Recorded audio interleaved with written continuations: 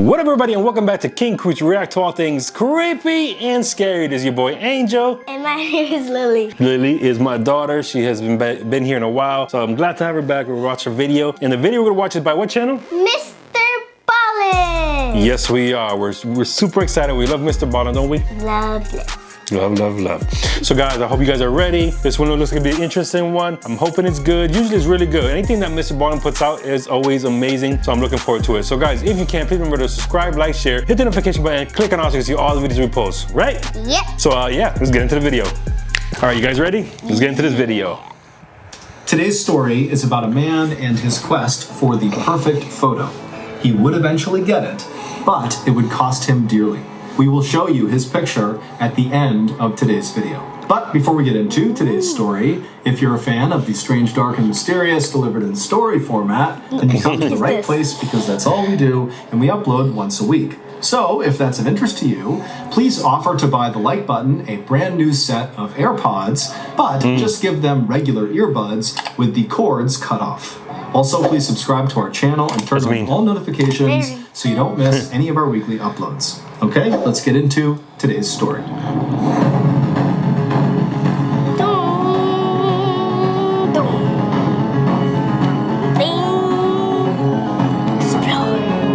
Exposure. Oh, exposure. You said explosive? Saturday, April 25th, 1987 was a beautiful spring day in the mountains of northwest Montana. Ooh, it was nice. exactly the kind of day that 40-year-old Charles Gibbs and his wife Glenda had been waiting for months. The sky was clear, the sun was bright, and the breeze was warm. And so, at around 9 a.m. that morning, Charles and Glenda had a quick breakfast inside of their house in the rural city of Libby, and then they started stuffing their backpacks full of their hiking equipment. Charles and Glenda were going to go to Glacier National Park, which is a 1 million acre wilderness preserve with alpine meadows, forests, rivers, and lakes that are so bright and crystal blue, they almost look like they're glowing. The park is ringed by snow-covered mountains, and it's dotted with glaciers, which are huge masses of pure ice that jut up out of the rock and make you feel like you've stumbled onto some ancient frozen planet. The park is actually so otherworldly that when Hollywood producers were looking for a location to shoot the heaven scene in the big movie What Dreams May Come, they chose Glacier National Park as their location. And for Charles and Glenda, this place practically Never seen that movie. It was the place they went all the time to go hiking, especially on beautiful sunny spring days. After packing all of their gear, Charles and Glenda made their way out the front door and began heading to their car, when as they were walking, Charles suddenly stopped short, shook his head, turned around, and ran back inside the house. When he came back out again, he was carrying his camera bag, and so he ran over to the car, he sat down in the driver's seat, and he grinned at his wife, and he held up the bag, and he said, "Now we're ready." Both Charles and Glenda worked for the public schools in Libby. Glenda was an elementary school teacher, and Charles drove a school bus. But like a lot of people who lived in Montana, their real passion was the outdoors. And for Charles specifically, his real passion was wildlife photography. He was actually a... Guys, if you go to any place in the world, just one place out of, if you had to choose, what would it be? Comment down below, let me know what that place would be. If I had to pick a place, for me, it would probably be... it's a hard one. I remember when we were in, what was it for Nehemiah's birthday? Tennessee. Tennessee, the mountain was very pretty. Yeah, in Gatlinburg, Tennessee. Gatlinburg, Yeah. I know I want to go to Colorado. You said Bora Bora. You said Texas, but I want to go to Texas because my football team. But I want to go to Bora Bora, Fiji. A few places. Comment down below. Let me know what places you would like to go if you had the option to go anywhere, you know, and not have to worry about money, nothing at all. Where place would you go? Anywhere. Pretty accomplished amateur photographer. He'd had a couple of photo exhibits locally, and he'd gotten a few of his pictures published in the local newspaper. But what Charles really wanted to do with his photography was get one of his wildlife pictures published in a weekly publication called the Hungry Horse News. The Hungry Horse News was a tiny publication, but they had won a Pulitzer Prize, which is the highest award for American journalism. And the Hungry Horse News was famous for its nature photography. Charles had been nice. submitting his work for years to the Hungry Horse News, but the editor kept rejecting them, telling Charles that his photos were totally beautiful, but they weren't dynamic enough. Nothing was happening in these photos. And so, that morning, on the couple's drive to Glacier National Park, Charles began talking out loud to Glenda about what strategy he was going to use for his photographs during their hike. You know, what route they were going to be on, and what was the best angle to take certain pictures. And as Glenda listened to Charles, she just smiled to herself, because it was like no matter how many times Charles got shot down by the Hungry Horse News, she knew he was never going to give up. And so she loved his determination and just unflappable attitude about his craft. At around 11 a.m., Charles and Glenda pulled off the highway and began heading towards the trailhead where they would start their hike that day, which was located at the base of Elk Mountain on the southern border of the park. The route they had chosen for that day was not one of the most popular at the park, and the reason for that was the trail was really steep, and in certain parts of it, it was fairly overgrown, and so really only the most hardcore hikers would go up this trail, of which there weren't that many. And so Charles and Glenda were used to being on this trail and seeing no one. But they preferred it that way. They loved being alone out in nature. Finally, they reached the gravel parking lot right at the trailhead, and Charles parked their car, and then he and Glenda hopped out. They grabbed their bags and then began walking on this trail. The first mile of this trail brought the couple out along an abandoned road and then over some railroad tracks.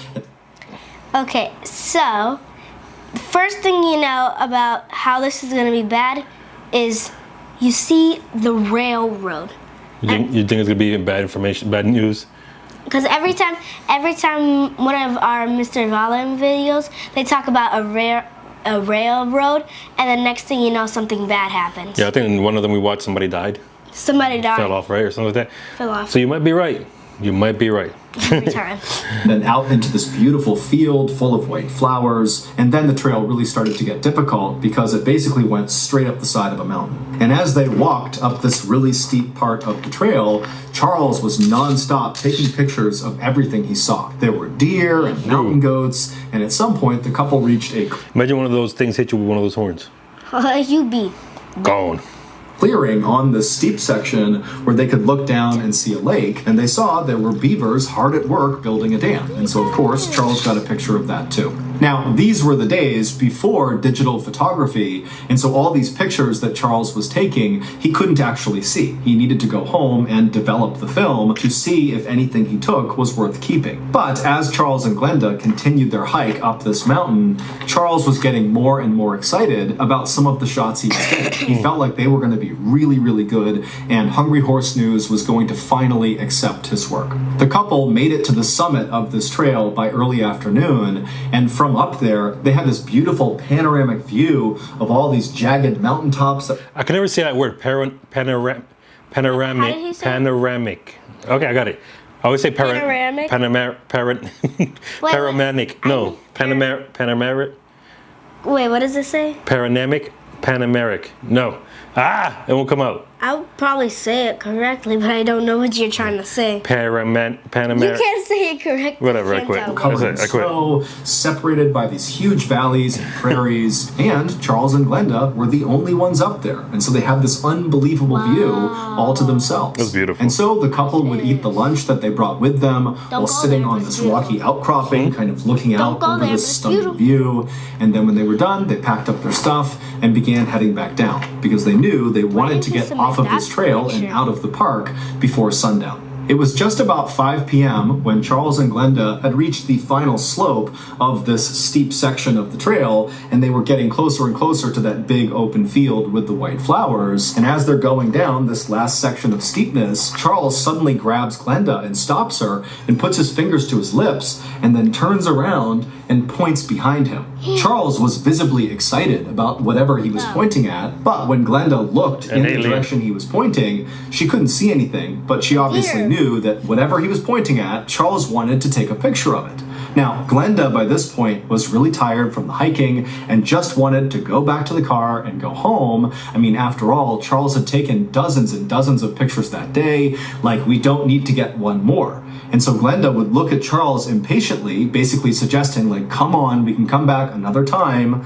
but Charles didn't budge, and he looked at her like, please, I want to get one more photo. And so Glenda kind of did one of these and was like, okay, and Charles said, thank you, I'll meet you at the car. And so Glenda stood there and watched as her husband got his camera out, turned around, and began slowly making his way back up the trail. And again, Glenda's looking. She can't see what he's going to take a picture of, but she figured, he had his plan. And Glenda, she turned around and began heading back down towards the car. It didn't take long for Glenda to get back to the car. She got there right around 6 p.m. And when she got there, she hopped inside, sat in the front passenger seat, turned on the radio, and then she expected to have to wait for me. Okay, so how she said he left him alone, something bad's gonna happen. You think so? Already. Well, obviously, there's a video about it, so something had to happen. but you should never, ever, ever leave somebody alone in the woods. Never. Ever. Unless it's like emergency and you have to get him, get help. That's a different story. And even in that case, I feel you should never leave somebody alone because unless you're both gonna die and you have a better chance of surviving, then you leave. But if not, then you stick around I don't know. Buddy system. They always say buddy system. It's easy to say that because we're not trapped in the woods. Be another 20 minutes or so for Charles to finish up and come join her. But Glenda, after sitting in the car, was so tired that she accidentally fell asleep. And when she woke up again, she was kind of disoriented, and immediately she looked to see if her husband was in the car with her, and he wasn't. And she's looking outside, it's getting pretty dark out. She glanced at her watch, it was 7 p.m., which means Charles had left her for at least an hour by this point. And she's thinking, there's no way Charles would have been gone for an hour. He would never do that. He would never leave me alone like that. And so Glenda began glancing around her, kind of half expecting to see Charles just outside of their car, doing something, but she was all alone. There was no other hikers or cars. Charles wasn't there. And so starting to panic, Glenda got out of her car and began hustling back onto the trail to go look for Charles. And so she's yelling for Charles. She's looking around. It's getting darker and darker, and there's no sign of Charles. He's not calling back to her. It's just totally silent. She walks along the abandoned road. She reaches the railroad tracks. She gets into that meadow with the white flowers, and still there's no sign of Charles. And she gets to the base of that steep section of the trail, and she's looking up at all these trees and how dark it was getting, and she's thinking to herself, if Charles is in trouble somewhere up there, there's no way I can help him by myself in the dark with no equipment. No one knows I'm here. I mean, this is an emergency and I need help. And so Glenda would scream a few more times for Charles, and after not hearing any response, she turned and ran all the way back to her car. She turned it on and she drove to the nearest ranger station. Thank you to BetterHelp for sponsoring today. Go to BetterHelp, check them out. Yeah. For the purposes of this video, we're gonna skip the ads, but yeah, go check out his stuff. And I wish you would talk about the frogs. what was the name? Pepe? Is it Pepe? Februel. No, Felipe. It's Filipio. It's like a Filipio. French name, and then he kept talking in French. It's very funny. So go watch that. Don't skip them. When she got there, she ran inside and immediately told the ranger where her and Charles had been, which trail they were on, and where roughly they were on this trail when she had gone to the car and Charles had turned around and gone uphill to take a picture of something. And as Glenda told the ranger all these details about where they were inside of the park, he really started to look worried. And when Glenda was done explaining, he told her that, yes, we need to go right now and look for your husband, but I can't have you on that trail. It's too dangerous. And so this ranger had Glenda wait at the ranger station, and the ranger, by himself, headed back to the trailhead to go looking for Charles. And so the ranger, he gets to the trailhead, he hops out, he's got a rifle and a flashlight, and he begins walking along this trail. And by now, it's dark out. And so he's looking straight ahead with his flashlight and scanning side to side.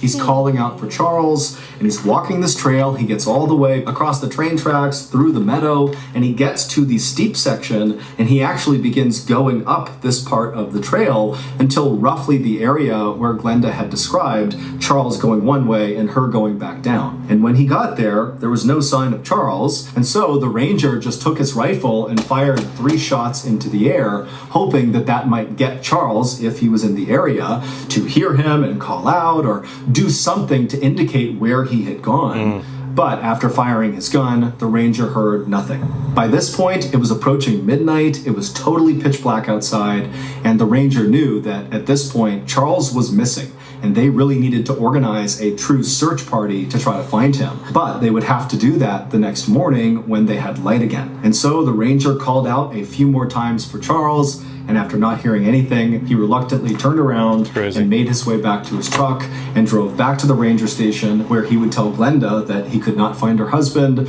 and they would now have to wait for sunrise. At sunrise the next morning, 20 searchers arrived at the trailhead where Charles and Glenda had been, and these searchers had dogs, and all the dogs had Charles's scent from some clothes that was in Glenda's car. And so this big search team very slowly and methodically began moving down this trail. And so they went across the abandoned road, over the train tracks, through the meadow with the white flowers. They got to the steep section of the trail, and they got all the way up to that point where Charles and Glenda had separated, and Charles had gone uphill to do whatever he was going to do. And it was at that point on the steep section that one of the searchers' dogs picked up Charles's scent and took off running uphill.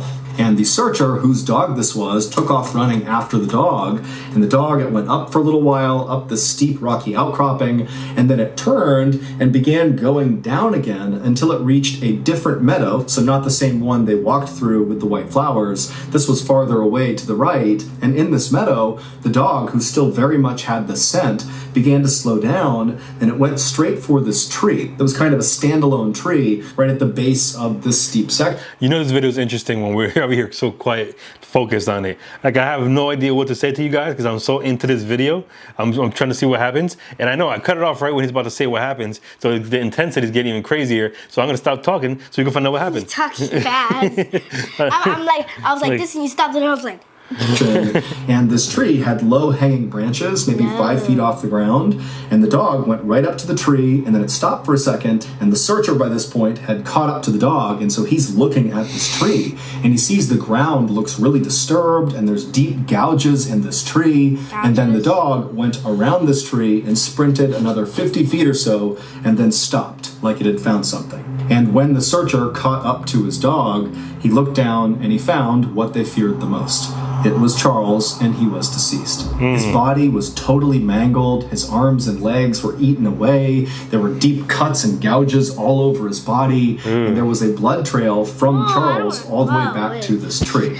Also, just a few feet from Charles's outstretched hand was a camera, Charles's camera. Now, it was obvious that something horrific had happened to Charles, and there were clear signs of a struggle that took place near this tree, and then also over here where he was found, there were clear marks on the ground that there was some sort of fight that happened right here. But, interestingly, Charles was carrying a gun, but it appeared that he did not unholster it and he didn't fire it. Instead, it almost looked like whatever was happening to Charles, he refused to put his camera down, which is why it was so close to his hand when he finally died. And so it was decided that the only way to determine what happened to Charles would be to develop his camera, to figure out what he was taking pictures of before he died. And so authorities would send off Charles's camera roll to be developed, and 2 weeks later, when they got it back, 2 weeks. they couldn't believe what they saw. The photos very clearly told the story of what happened to Charles. This is what happened after Charles left his wife on that trail. When Charles stopped his wife and signaled to her that he wanted to take one more picture up the trail, he had found a photographic opportunity of a lifetime. The warm spring weather that had drawn Charles and Glenda out of their house to Glacier National Park had also woken the grizzly bears in the park from their hibernation. And what Charles had seen up the trail was a mother grizzly bear and her 3 cubs. The first few photographs that Charles would take of these bears were shot from a good distance away, and it just showed the mother bear and her 3 babies just kind of sauntering around the rocks, not really paying any attention to Charles. To Charles, grizzly bears were the most majestic creatures in nature. He didn't just love them, he viewed them as if they were sort of magical in some way. He was always going to local town meetings to speak about grizzly bears' beauty, and we needed to defend their natural habitat. As such, anyone who knew Charles knew about his passion for grizzlies. And while of course Charles knew that grizzly bears were dangerous, He also thought that the bears, who were very smart and sensitive, could sense his own very gentle and protective feelings towards them, and so if he was around them, they would never perceive him as a threat. Charles had taken some very good photos of other bears, black bears, but he had never taken what he called the definitive grizzly bear photo. And it was going to be this definitive grizzly photo of the mother and her 3 cubs that would finally get him a spot in the Hungry Horse News publication. As Charles took more and more photos of these bears, you could see in the photos that Charles was getting closer and closer and closer to this mother bear and her cubs. Bad idea. It was obvious that he was tracking them, even as the mother bear and the cubs were clearly trying to walk away from him. Finally, when Charles got about 50 feet away from this family of grizzly bears, he must have kicked a rock or stepped on a twig that broke that startled the bears. And so the second to last photo that Charles would take of this family shows the mother bear very clearly turning around to look at Charles, and she's making perfect eye contact with him, as is one of her cubs. Charles would take one more photo. And in this photo, you can see the bears are not just staring at Charles, they are running towards him. They are charging him. And it was likely after taking this photo that Charles realized the danger he was in. At this point, Charles tried to make a run for it by running down the side of this mountain. He got down to that tree with the low-hanging limbs, and he attempted to climb up into it, maybe hoping he could get one more picture of this bear if they would just leave him alone.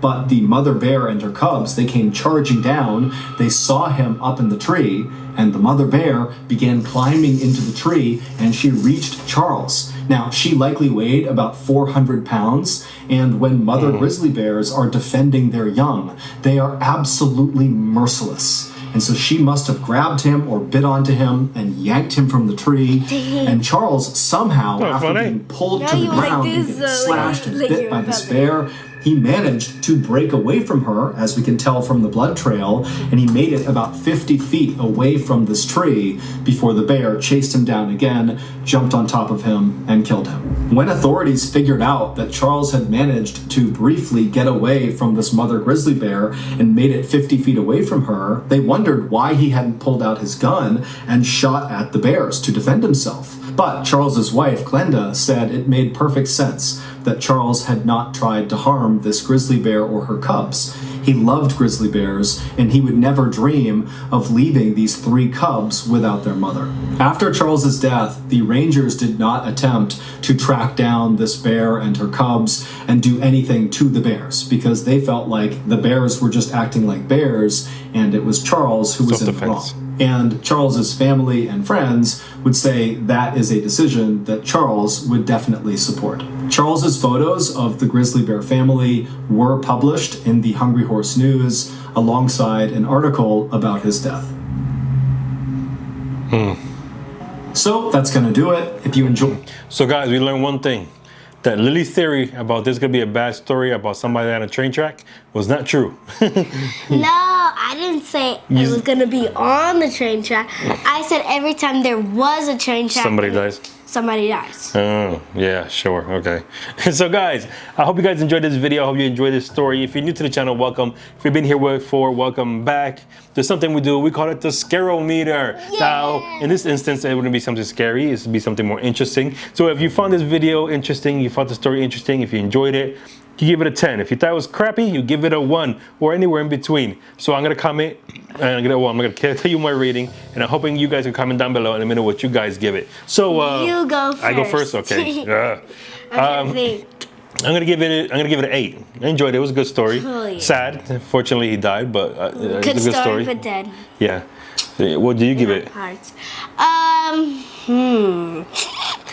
I'm gonna give it somewhere like a 9.5. 9.5, close to 10. Yeah. Oh, okay, so you enjoyed it. It's really good when you start watching it and you get into the interesting part. You're just like locked into it. I got locked in. We hardly didn't say nothing. So guys, I hope you guys enjoyed it. If you can, comment down below. Let us know what you gave it, what you thought about it. We love your honest opinion. So yeah. If you can, please remember to subscribe, like, share, hit the notification button, click on all to see all the videos we post. And just remember, if it's creepy or scary, we'll watch it. See you on the next one. Peace. Stop copying me.